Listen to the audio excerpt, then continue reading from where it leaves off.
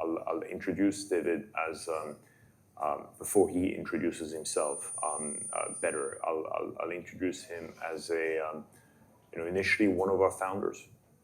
We invested in Symphony, and that's how we met.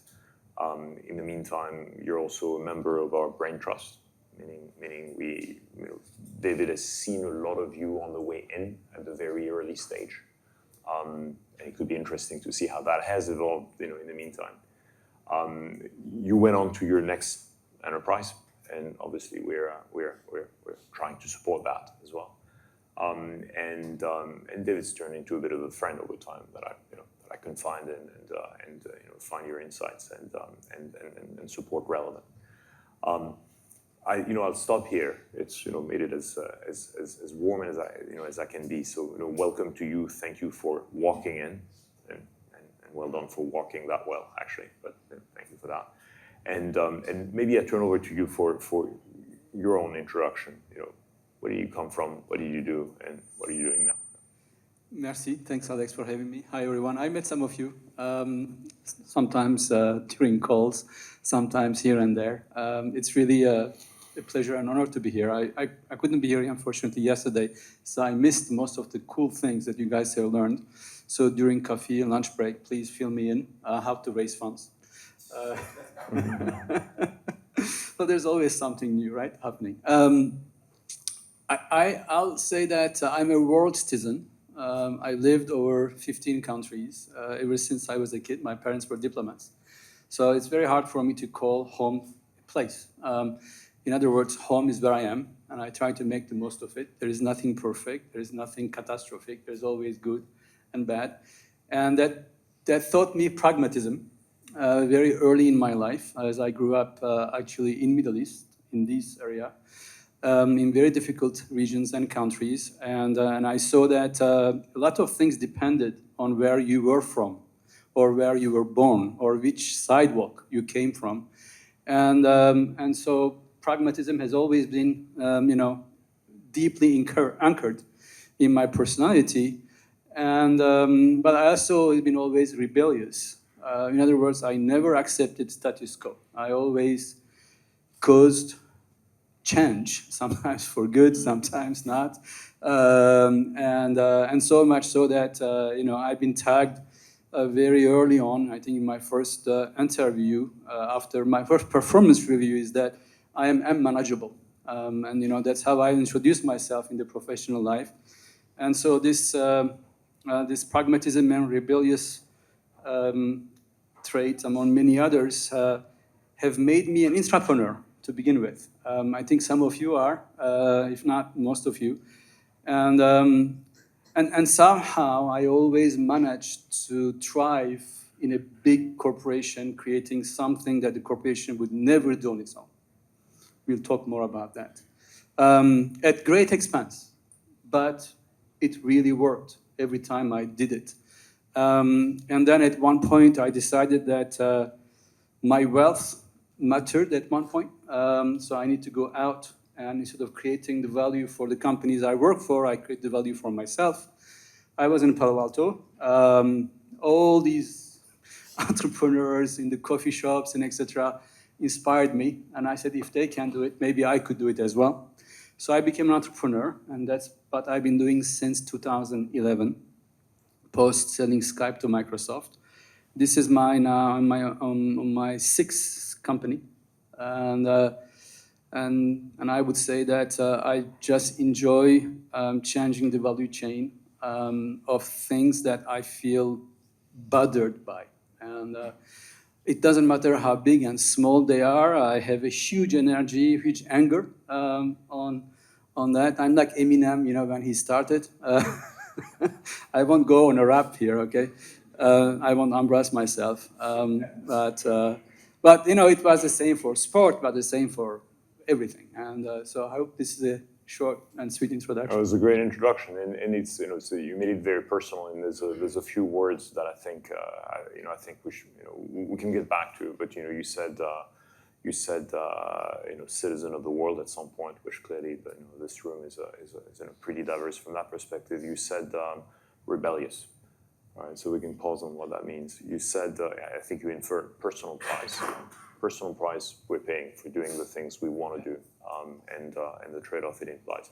A lot of people in this room I know feel they're paying a personal price for doing what they're doing, and so it's I think it's interesting to reflect on that. You said anger, which is I'll pause on that. Won't comment too much, but I think it's interesting to get it out. As long as it's used for energy, not channel that anger. Channel that more energy. about, Channel that energy. But completely content people, completely satisfied people, completely stable people don't typically move mountains because mountains aren't meant to be moved. They're meant to be in the same place. So if you're going to move mountain, you need a bit of something. Call it anger, call it something else. Yeah? And so an element of that and how you channel it. We should probably get back to that. So early days, I don't know what early days are, but obviously you sort of grew up in tech. The company was a little startup called Microsoft. Yeah. There was a guy on top, Bill Gates. Anyone heard of it? You worked pretty closely. Describe this for a bit, and then my understanding is I don't know if you were rebellious at that time, but you ended up as an entrepreneur in Microsoft, which was a culture that didn't mess around too much with centrifugal forces, right? Yeah, two actually, Office and Windows. Yeah, well, in fact, I'll quote it. I'm allowed expletives again when I quote, right? So there was a mantra which is don't fuck with Windows, right? So anything that was deemed to be, I think, with Windows, that was bad, and so yet you did. So.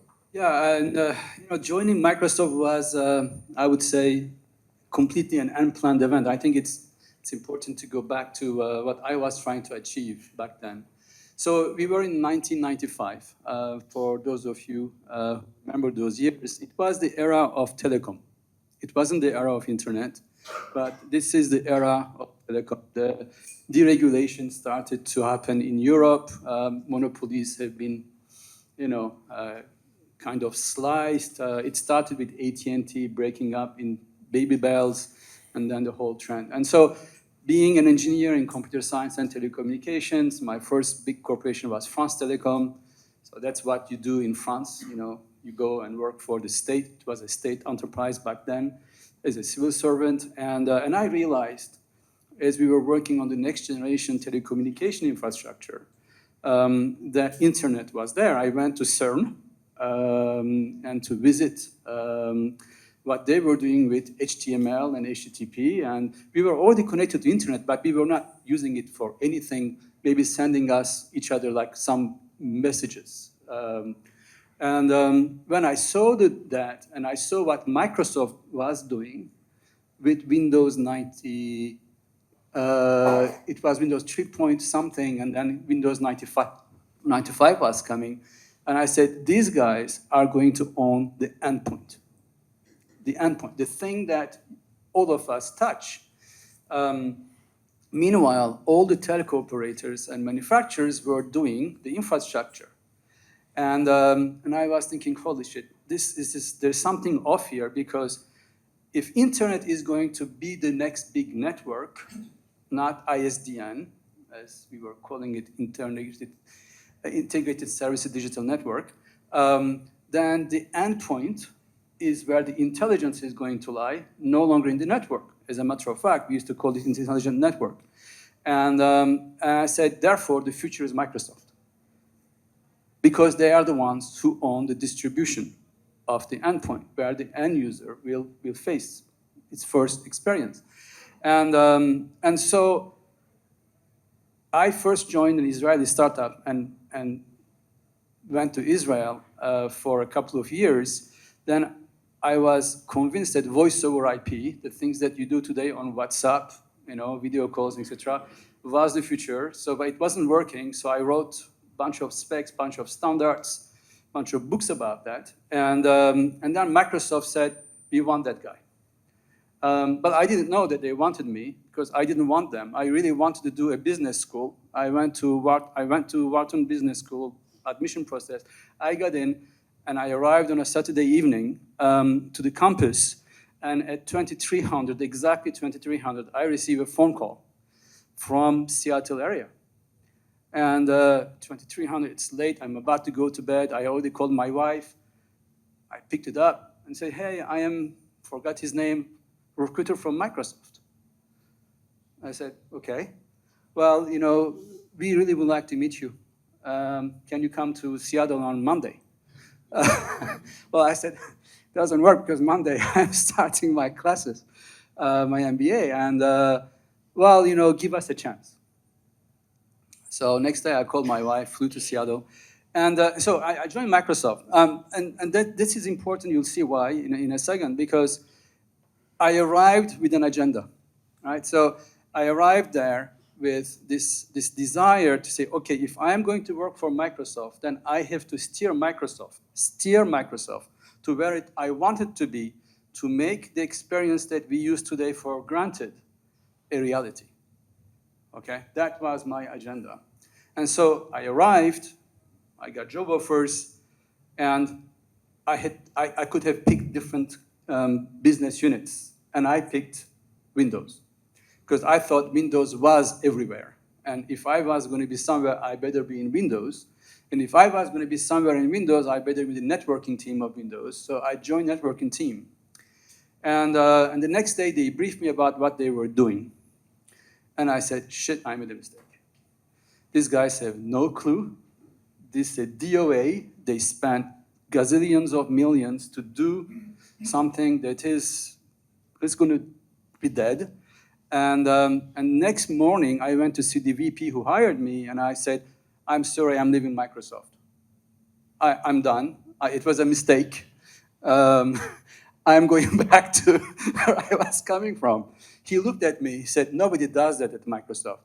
And this is the rebellious thing, right? I said, well, if you were doing the right thing, you know, I mean, you hired me for something. I got seduced by that idea, but that thing is not what you told me. It's a piece of shit and piece of crap. Sorry for my language. And he looked at me, he said, why? So I said, oh, let me explain why. You know, you are giving up the endpoint. I said, the endpoint is your power, and you are building like drivers for ISDN cards. Who gives a shit about ISDN cards on PCs? You want to have the software experience on Windows to do video calling. He looked at me and said, okay, from now on, you report to me. In 3 weeks, you meet with Bill, and you sell your idea. And so 3 weeks later, I meet with Bill in the restrooms.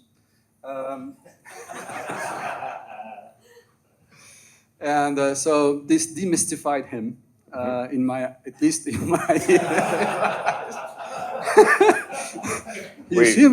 We all need to. Yeah, we all need to. He said hi. I said hi. Yeah. He was polite. He said hi first, and he didn't look. You know. And so anyway, we meet in the boardroom, and I go with my idea. And he says, but this is against everything we've done. With Cisco, with Intel, we spent $500 million on these for the last things. I have a team, etc. I said, yeah, but that's all DOA. DOA is dead on arrival. Okay, I said, it's all DOA. It's never going to work. And he looked at me. He has a habit of turning pages and, you know, silent for a few minutes, actually. He closed his off. He said, okay, I give everything to you tonight. You'll fix it. So in a matter of 3.5 weeks, between the time I decided to leave, the time I presented the plan, the entire real-time communication and collaboration teams, there were 5 teams, ended up reporting to me. And from there, the real fight began. So think about it. You go to a Standard Chartered bank, and you say, the way you do credit... I'm going to let him keep going, right? You all agree? Yeah. You know, you go there, and you say, the day you do credit sucks. Like, you have 100 people in the back office doing random checks. I can bring it down to 5 people with this thing. And I just completely disruptive. The idea is that you're coming with no legacy, right? You're coming with no restriction. Your imagination and your naivete, because you have to be naive somehow and optimistic. And that's somebody at the top, in this case, Bill, right, says, I love this idea. I'm going to sponsor him. So you got that. That's exactly what I got, right?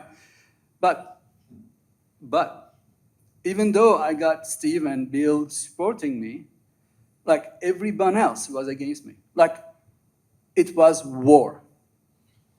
I mean, I cannot emphasize how painful and how much price I paid to fight this war.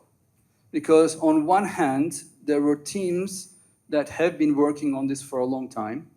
So who wants to change when they think they are on the right path?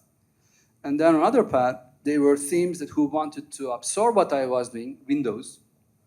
And the last thing they wanted was to make a release of what we call a SKU, stock keeping unit. And at Microsoft, you make it when you own a SKU. So a SKU could be, C++ compiler. A SKU could be SQL server. At that time we had, Word and PowerPoint. We didn't have the whole package, etc. And if you wanted to make it, you had to own a SKU. And so, but nobody wanted a SKU to be outside of their circle of influence. And so I had become a punching ball between the Windows team and the Office team. So Office team said, we hate this guy and we don't want what he's doing. And Windows team said, no, we want this guy, but we don't want him to do what he's doing because we just want the infrastructure. Windows is just infra. So it was a war. And so much so that in my first year performance review, my VP called me in. He said, David, look, I'm going to give you this rating, but I want you to read the feedback that I received about you. And that feedback came from the Windows, MSN, we forgot about MSN, and Office, written at least 2-3 pages each. And that is tradition at Microsoft. Like everything was written culture around that time. And in other words, all they said was, I was a betrayer, I was a value destroyer, I wasn't listening. So everything negative that you could imagine can be said about somebody's personality and somebody's character without considering what I was doing was written black on white on this review form, which will stay with me for my rest of life at Microsoft. And everything was... It's on record. Yeah. On record. It's on record. So in other words, I can't work with people. That's what it said. Well, I said to my boss, I said, look, if I have to make enemies to deliver the right thing for the company, I'm happy to do so. Right? As long as the market is with me, and that's why I really want to come to the credit again, as long as the market is with me, then I don't care about you hating me and she hating me. Because the market at the end speaks, the revenue at the end speaks, the sale, the customer speaks. And he said, you know what, you're right. Go and bring customers. That was for me like, me, customers? Like I'm damn engineer. That's what I build. I build products. No, just go and bring customers. Yeah, just go bring customers. So the first customer I met, Boeing. Boeing was manufacturing at that time 777. We all fly on 777s. They sent me to the factory, to Everett, Redmond, fantastic, etc. And these guys were using a product called NetMeeting. For those of you who are old enough, you know that thing existed. It sucked, but it felt under my realm at that time. So I go and meet with all these Boeing engineers and ask them, what's wrong? And they tell me, this is wrong, this is wrong, this is wrong. I said, I'm going to fix it for you, and this is a new product. And so they invite me to this executive briefing conference, and in Redmond, some of you could have been there. And I come on stage, and all my haters are there. So the Windows, all my haters are there. Like think of it like they are in the front row. They are just hoping and waiting that I am going to be destroyed by Boeing, which is the largest customer of Microsoft at that time from a corporate point of view. And we have about 400 Boeing employees sitting in the big thing, okay? So it's my turn to go on stage. So I had done that work before, collected the feedback, come up with the product, and I go and show the product. And at one point, there's a silence in the room, and then I have standing ovation from Boeing engineers. In other words, I have touched the nerve of what they needed as enhancements to this product that side. That's it. And that was the end of the story. Because suddenly, I had validation. It wasn't the idea of a rebellious character who had somehow the support of Bill Gates, but it was now validated by the market. So coming back to the product of credit, I think that when you are intra-innovator, you are a salmon going against the stream. I mean, that's really what it is. You know, the entire company is set up not to accept you. There's a reason why there is SC Ventures. There is a reason why you exist, because Bill knows that that organism. The other Bill. Yeah, I mean the other Bill Winters. Yeah, it wasn't like that at Microsoft. So that organism is not tuned to autocritic, to auto-create a solution. It's tuned to reduce risk. It's tuned to create momentum and keep that momentum going incrementally. But any change requires huge amount of energy, whether it's anger or whatever motivates you. So Alex said to me when we were preparing for this, is that, so what does it take, to go against the grain? What does it take to swim against the current? Well, I would say I can tell you so many different personality traits that work and don't work, but at the end, the only thing that takes to succeed is the market. There's nothing else. You can convince whoever runs this business unit or that portion of the company, or you have Bill Winters support, and I did. But at the end, they could have destroyed me if I did not have Boeing. After that, I had Pfizer. After that, I had, back then it was Merrill Lynch. So, you had to have what I call landmark wins that suddenly changed the rhetoric. And you know what happened after that? After that, it was really funny. The account managers, so the global account managers of Boeing, of these people, were so excited that there's some new product coming. They became my champions. I no longer had to fight the internal politics because revenue was now being tied to the next version of whatever was coming. Yeah. And suddenly, the momentum, well, I should say the inertia has turned into a momentum. So you got institutionalized. Yeah. Exactly, I got institutionalized.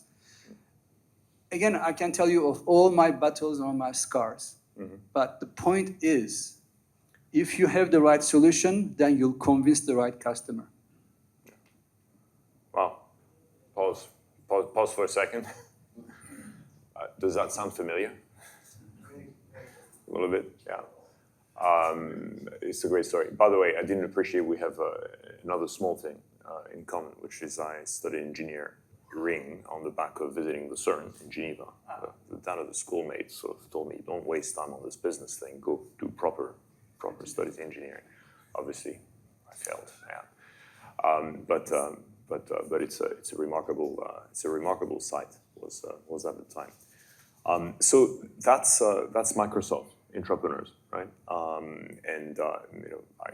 I don't think I need to editorialize or comment on it. It's obviously a story that is relevant, certainly to the team SC Ventures, and directly or indirectly, all of us in the room who are experiencing the dynamics of the ecosystem that includes a very big bank with us, part of the ecosystem, but where we have a number of tensions by design. So it's a better bank. Right? On the back of which, you did a few other things, but I'm going to fast forward to Symphony, and I want to talk about scaling, which is another conversation we had yesterday. It's the challenge that everyone in this room experiences one way or another, platform SC Ventures included. Talk about scaling, and I think there's a bit of a phase one. What does it mean to scale on your own, so to say? I think we're going to get at some point to phase 2, which is also, well, let's think about dynamics, the board. When did you raise capital? At what point is control important? At what point should you dilute, etc. Which is another few learnings there. But let's talk about scaling first. I'm going to make a metaphor and just move back and forth between corporate world and athletic world. He's a pretty serious athlete, by the way. Can you digress for a second? What did you skiing, BMX, biking, triathlon, BMX, BMX, So at one point, I was actually in Seattle. World champ, right? Yeah. So, okay. At one point, right. Guys, stupid. World champion at BMA. Yeah. Just to put it. It was not a serious sport back then. my dad always made fun of me. It's like small bicycle, and you go on a track for about 300 meters, and you go as fast as possible. It's now an Olympic sport, but it wasn't back then. Trust me. I did this when I was young, but then I decided to go to mountain biking, and from mountain biking to what you do, triathlons, and so I set my ambition to go to Kona. You guys know Kona? It's the world championship. 1 year in Hawaii, 1 year in Nice. Alex has done it both sides. And that was my objective. So from somebody who was barely running 10K, to go to doing this 12 to 14 hour grueling competition, there was a very different scale. Like a very, very different scale. And so I said to myself, okay, that's my objective. That's what I want to do. My goal was to participate. I didn't even know if I was going to finish or whatever performance I was going to do, but that was my goal. And so, in other words, I have to outscale myself because at that time, all I could do, given the time I had, was 10K, okay? Even though I had this athletic background, I did not have the time nor knowledge about it. Endurance, all of the things that come with it. And so, for me, if I go back to symphony and I look at the same state of mind, we started with 4 people and eventually we became 20 people and then we started winning. But when you first win Goldman Sachs, like paf, we won Goldman Sachs. Suddenly Goldman Sachs said, we're going to replace all of our messaging systems with Symphony. And that's, at that time, 27,000 people. And then the next day, BlackRock comes and says, we also want to replace all of our messaging systems with Symphony. That's another 17,000 people. I mean, these are small numbers in the scale of big consumer. But when we are working for an enterprise, you are building for an enterprise, trust me, it's not, as we say in French, a mince affaire, not a small business. And so the team I had, the team that brought us to this platform, to this plateau, was certainly unknowledgeable, unqualified, inexperienced for what was to come. In the same way as I had no knowledge, no experience, nothing, when I decided to do Kona qualifications. Right? Zero. And so I would say the first thing about scaling is understanding what you don't have. And understanding that you are not going to, you could invent everything yourself. Wheel can be reinvented, and some people did. But it just takes hell of a time to do so. And so I think a measure of intelligence is ability to take advantage of the intelligence of others. So in other words, build on the knowledge of somebody else rather than try to reinvent that knowledge. You can always add your 1% on top of that. And so that's always been my pragmatic principle. And so what I did was, okay, I hired one of the best coaches for triathlons.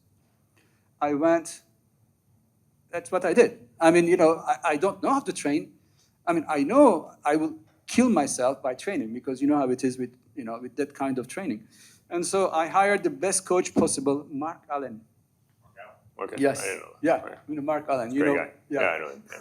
Mark Allen worked 6 times, 7 times. He's a legend of the sport. Legend, Yeah. 7 times. I went to him. I found this guy, and he said, "I want you to be my coach." He said, "As a matter of fact, I'm starting to coach, so why not?" right?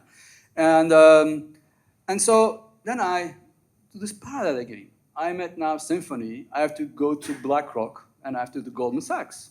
So I go to see the CTO, CIO of BlackRock, and the same, at Goldman Sachs. And I say, guys, thanks for your trust. Then how do I behave? What is it that you want me to do to succeed at Goldman and at BlackRock? What is it that we got to do? Mm-hmm. So give me the things to do, give me the things don't do, what I can screw, what I cannot screw up. And so each had their own, versions of it. But now I got the blueprint. So in the same way as I had a training blueprint that came from Mark Allen, I had deployment blueprint, support blueprint coming from Goldman Sachs and BlackRock. And at that time, I said to the team, forget JP Morgan, forget Morgan Stanley, forget Bummel, forget SC, forget everyone else. With these two, just get it right. Just get it right. And for the next 2 years, the only two customers that we need to satisfy and we need to grow into is Goldman and BlackRock. Good names. I mean, by all means, good names. But not the scale of JP Morgan, which was 150,000 seats, right? But there was no way we could have absorbed any other institution. In the same way as no way I could have run from 10K to 42K in a matter of 3 months. So in other words, another concept of scale is don't break yourself while you are scaling. And that is a very important principle because you can only stretch yourself so far. Every organism, every thought has a stretch limit. After you break it, then you go to the same thing that I went through, is surgery and slow everything down. And so it was very important not to overtrain, not to overcommit. And then look at what you don't have. So in the company, I didn't have a good program manager. Mm-hmm. I didn't have it. So in other words, who would program manage deployment at BlackRock and Goldman Sachs? So I went to the same people at Goldman Sachs and BlackRock, to the CIOs. I said, I don't have the guys to do it. Do you have anybody you recommend? Actually, as a matter of fact, I got one from Goldman and one from BlackRock coming inside Symphony, help that success. So I got an ambassador. Okay, so that's great. So one checkpoint, right? And going back to triathlon, well, I didn't know what to eat. I mean, eating in triathlon is the key, right? I mean, drinking, eating is the key. And so there was internet there, but it wasn't as good around that time. So I went to a triathlon club.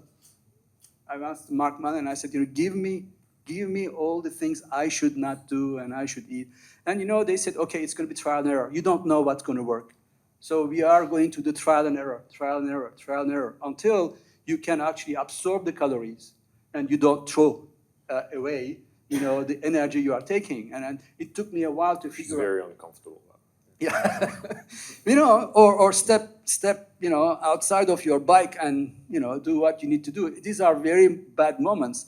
But I had it in training. And so it was exactly the same thing, in my team. Exactly. Iteration. And that iteration was, for me, what I call the 1% rule. Do you guys know the 1% rule, right? And so every day, tiny bit more to stretch it a little bit, but not too much, not to break. But it's always more than what you did yesterday. So compound effect eventually adds up, and then you arrive to your destination actually faster, as La Fontaine stories tell. And so my team, half of my team had to be replaced. I had to write processes because, unfortunately, some people were dropping balls and others were not picking them up. Some people were throwing balls on the other side of the fence and hoping that somebody will catch it. Passes. Yeah, exactly. Or some people will have we do that sometimes. Right? Some people will have the fallacy that people are mind readers. And therefore, they can guess your intent of what you haven't said. etc., etc. So that was, the processes that we need to put in place.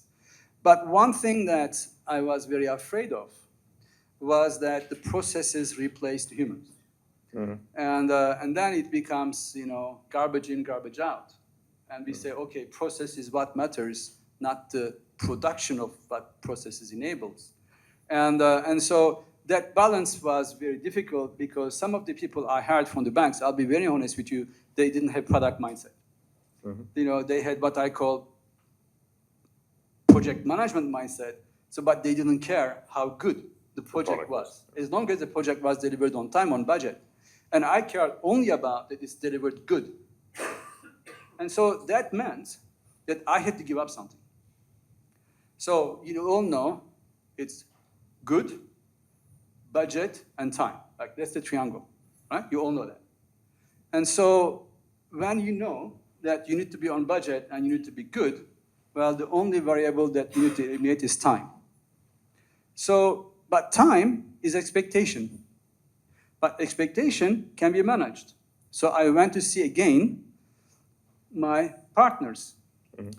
And I said, what's your time constraint? When do we have to do this? What is the schedule that we need to meet? Some of it was reasonable, some of it was unreasonable, and I said, you know what?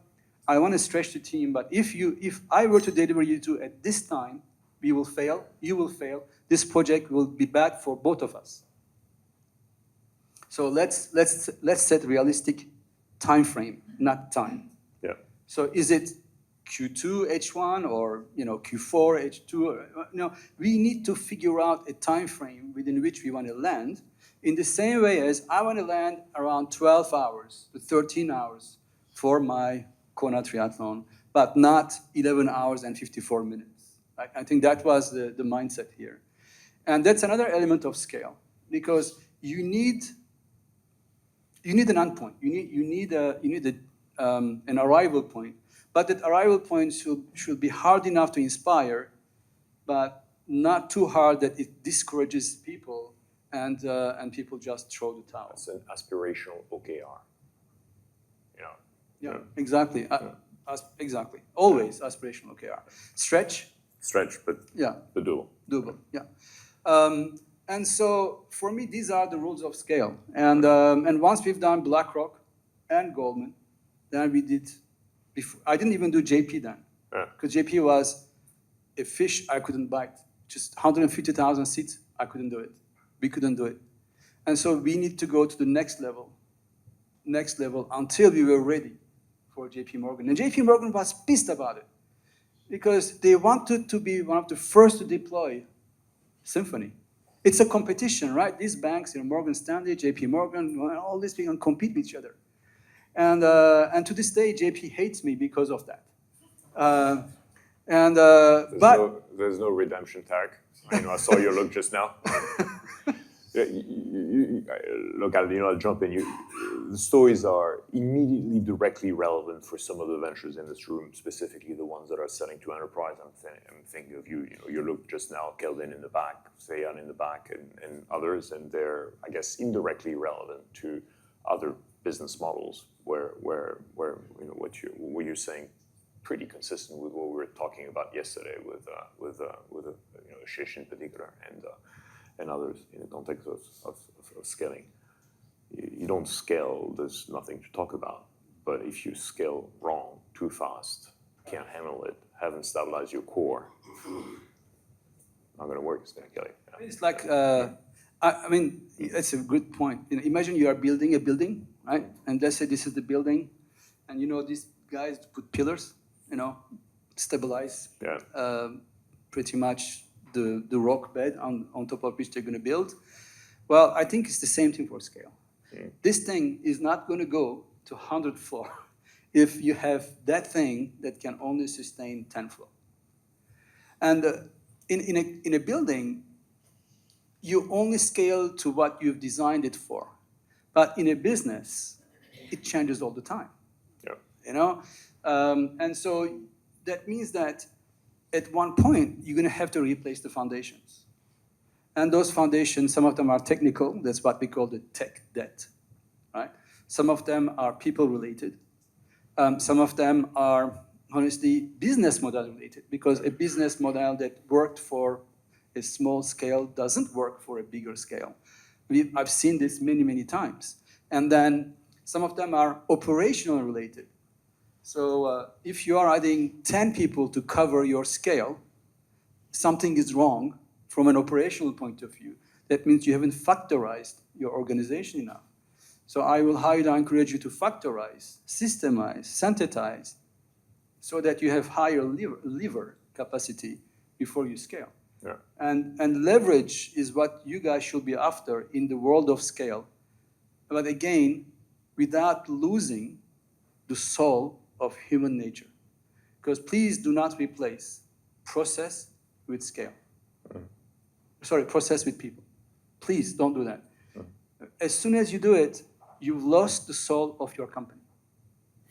I would just add another layer of complexity for SC Ventures, the ventures in this room, which is the fact that we have to be bank grade. And obviously you're constrained from a funding perspective. And so there's an element of the bank will force you to be bank grade, meaning in some ways have the foundations, have pretty solid foundations pretty early on, arguably earlier than certainly a startup in a garage and most startups. And that costs money and that costs time, which is again money. And that's by design, so we bank grade and don't get the ecosystem in trouble with stakeholders, including but not limited to regulators. It's all fine. We talked about it yesterday, sort of non-negotiable. However, that foundation was designed to protect us against certain things. May or may not be, typically will not be the foundation that it takes to scale commercially and expand geographically and do other things. And so one, not to be confused with the other. And the reality is we have to do both when scaling, which is, so do it in a safe way, but that Jason and others are going to be very comfortable with, but also do it in a way that you're going to be comfortable with from the standpoint of finances and profitability as opposed to just scale for the sake of it. Can I just say one thing on this one before you move to the next topic? I think let's not forget what I call the tactical side of things. We need to. I remember I had the pleasure of listening General Powell, one day, and he talked about decision making. How do I make a decision? How do I send people to kill or be killed? On the field, and so, in his view, first of all, you never know more than 50%. You should never know. It's not, it's anything you go beyond 50% becomes speculative versus knowledge. Doesn't mean speculative is wrong. Or delusional. Or delusional, but it's the limit.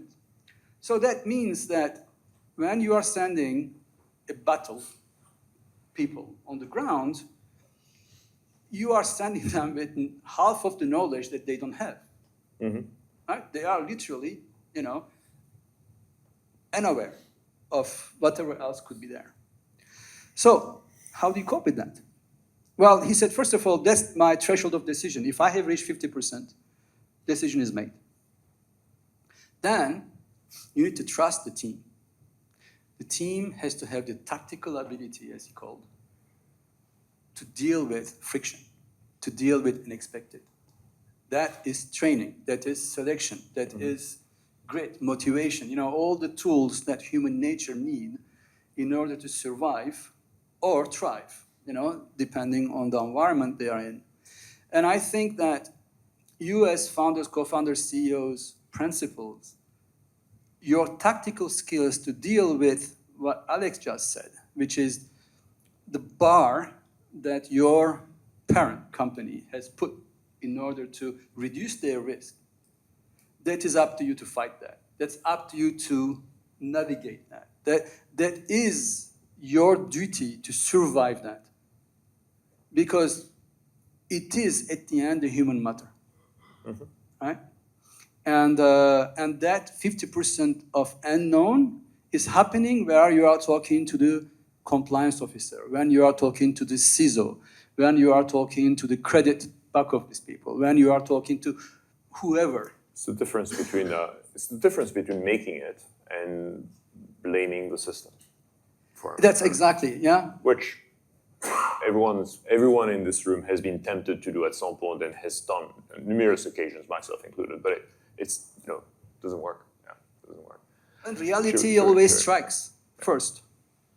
Let's move on. I want to keep it going if it's okay for everyone. I want to cover two more things. One's boards, the other one's fundraising, which you're doing again.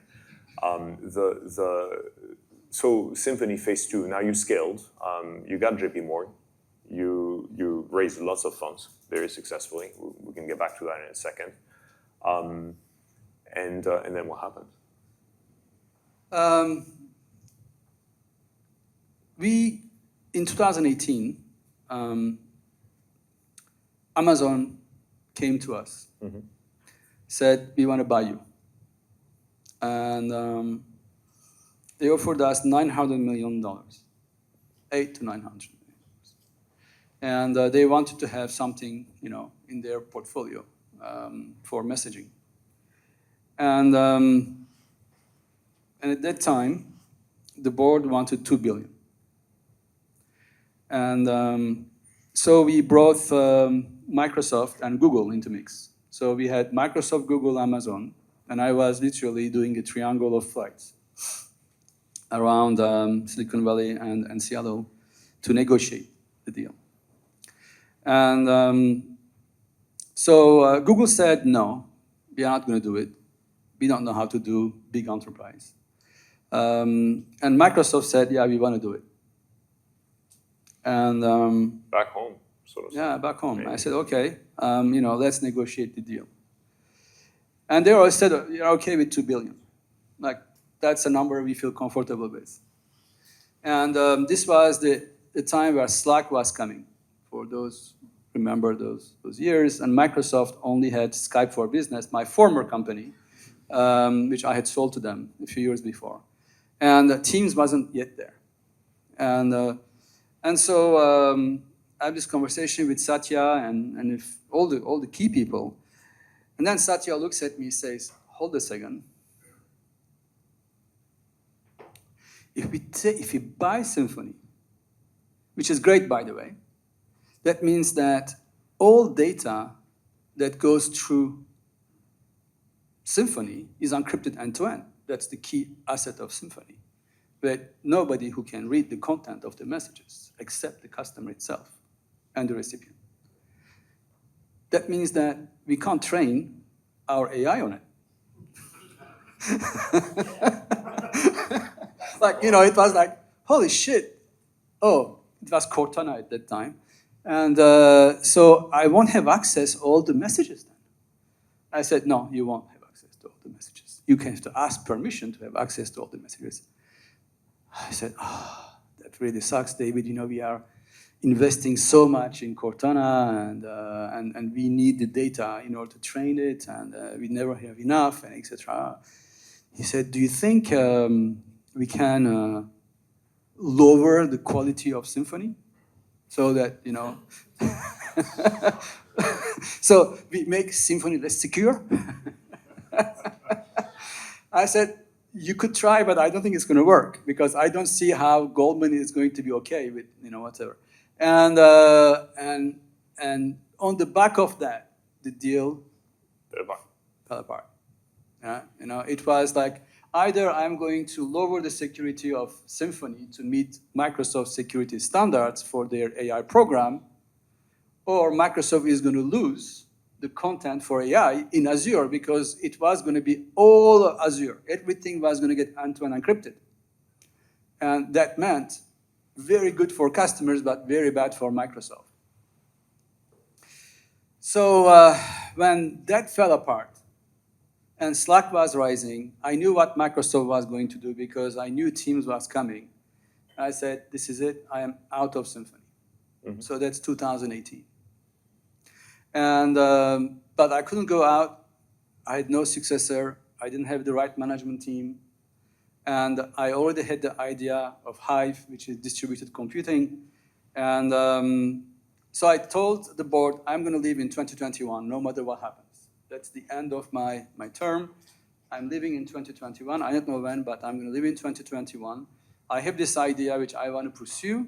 And then they said, okay, let's build a team that will take over. And so the next 2.5 years for me was spent on what I call the next degree of scale, which is scale without the founder. Mm-hmm. And so that meant that many things that depended on me as a person, as inspiration, because that's really what founder-led companies are, had to be replaced by what I call professional metrics. Things that meant that lots of people will leave because they are not that type of people. And for me, it was as if I already knew the end of the movie in 2018. And so motivation was certainly less. Mm-hmm. Duty was extremely high because I committed all of that to the board, to the company, customers and investors, and etc. But I was doing my job. I wasn't pursuing my passion anymore. Mm-hmm. Because for me, financial services felt too narrow for a messaging product such as Symphony. And so... You wanted to be more like Slack. Yeah, right? I wanted to be like Slack. A better one. But better one, Slack, yeah, absolutely. And Symphony is actually a better product than Slack. If you're a user at Symphony, you would say, oh my God, Slack sucks. But we did not have the permission to do it, from the banks. And so I had to prepare my exit. And which happened in summer 2021.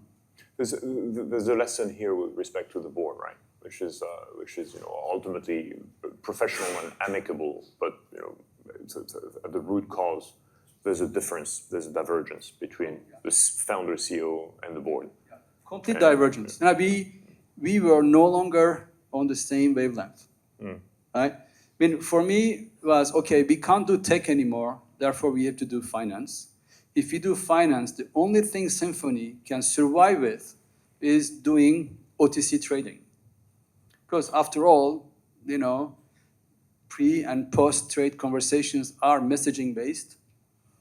And we already had an AI engine, which we had built in the past. I said, look, let's use this AI engine in a way in which we facilitate pre- and post-trading discussions.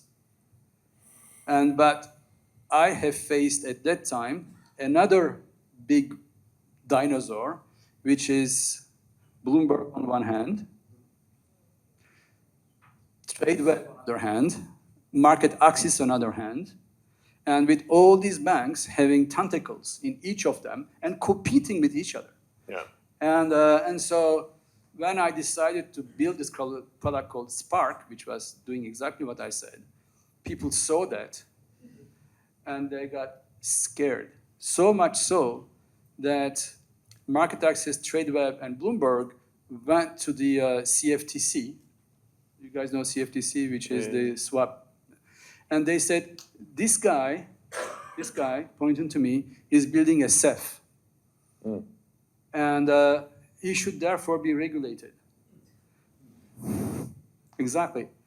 And then CFTC sued us on the back of that lobbying. Did it happen to some of us that a competitor went to a regulator and accused us of something, and happens all the time? Right? Happens all the time, happens exactly. all the time. Yeah. And so remarkable. I think some takeaways, right? Some of the ventures here are still baby ventures. Some are more developed. What I'd say about the board is, as long as we own 51% of you, we'll control that board, and so ultimately we can manage all things, most things. At some point, that's not the case as we dilute. And if you do not have very diverse and very meaningful people on the board, then you're in big trouble. And I was in big trouble, and that's my mistake. Diverse and meaningful people are not aligned with your vision or look after their own interests, and that's you're also in deep trouble. And so there's an element of being very, very thoughtful about these things, which I think is a great lesson. I'll extend a little bit over time. Want to talk about fundraising and then perhaps leave a bit of time for questions. I think it's worth it. So fundraising now. Fast forward again. Hive, distributed computing. By the way, I gave a bit of a preview yesterday, and I saw you told the room I saw you do something quite interesting to us when you were raising funds, but there was a bit of a doubt as to the timing of when the funds would come in, and I saw you at that point cut 25%. I think that's the right number of the cost base. No question asked, no regret. Do that first, clean up. 30% actually. 30%, bang, gone. All right. So, I'd love to talk a little bit about how you thought of that, right? Because there was no big bang behind you to go and ask for a bridge. There was no. It's you and yourself making that call as you're assembling a syndicate of investors. It was tough times. It happened in April last year,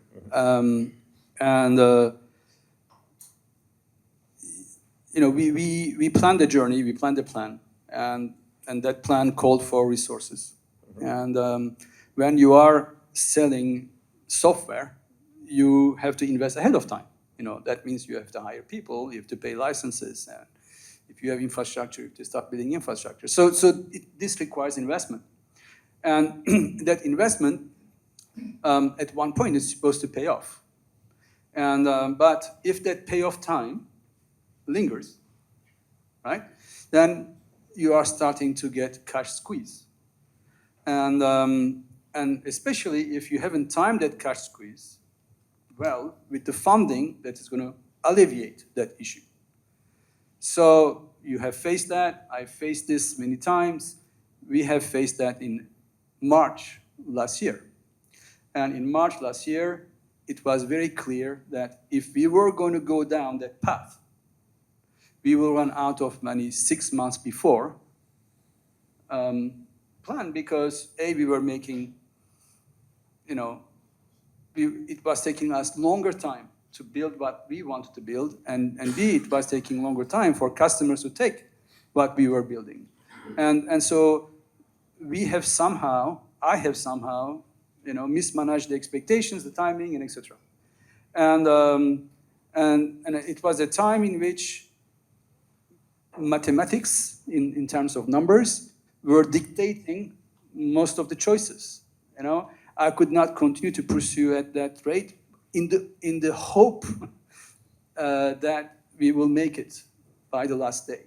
Right? And so I said, okay, how do I prepare myself for the worst case scenario? And so I put all worst case scenario, which are what I call consequential. And if this doesn't happen, this happens. If this doesn't happen, this happens. Like one leading to another, right? And so that helped me to understand all the different risks and what I needed to do to avoid the consequence of one bad decision or one bad timing or one bad product or one bad customer. Not that customer is bad because they're taking a longer time to buy. And so that really helped me to understand a number of things.